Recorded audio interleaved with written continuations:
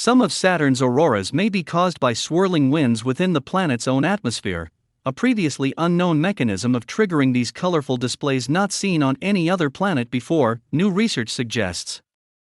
Auroras are usually driven by the interaction of energized particles flowing from the planet's magnetosphere into its atmosphere.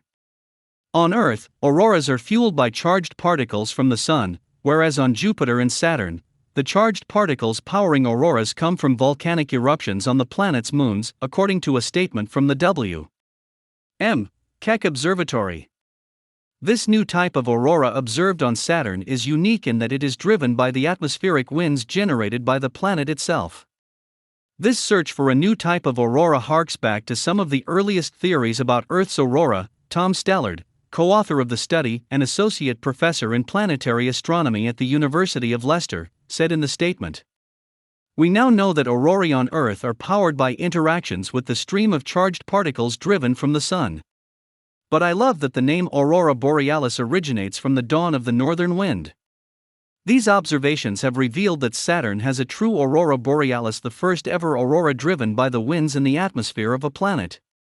Using the W.M. Keck Observatory on Mauna Kea, Hawaii Island, the researchers were able to study the type of winds swirling around Saturn's upper atmosphere. The observatory's near-infrared spectrograph, NIRSPEC, measured infrared emissions from this area, which the researchers then used to map the planet's weather currents. Their findings suggest that Saturn's weather system is driven by energy from the thermosphere, with winds in the ionosphere, located beneath the magnetosphere, generating the planet's bright auroras. These swirling winds also appear to be responsible for the planet's variable rate of rotation, which has made it difficult for researchers to determine how long the day lasts on the ringed planet.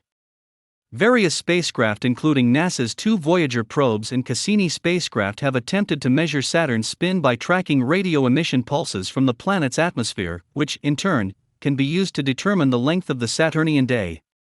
However, the rate of these pulses have changed in the decades between observations by the different spacecraft. Our understanding of the physics of planetary interiors tells us the true rotation rate of the planet can't change this quickly, so something unique and strange must be happening at Saturn, Nahid Chowdhury, lead author of the study from the University of Leicester, said in the statement.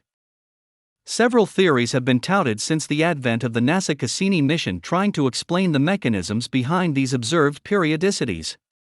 This study represents the first detection of the fundamental driver, situated in the upper atmosphere of the planet, which goes on to generate both the observed planetary periodicities and aurorae. He added that the results will prompt a rethink of theories about local atmospheric weather patterns and their possible connection to auroras not just on the planets of the solar system, but on worlds orbiting other stars in our galaxy.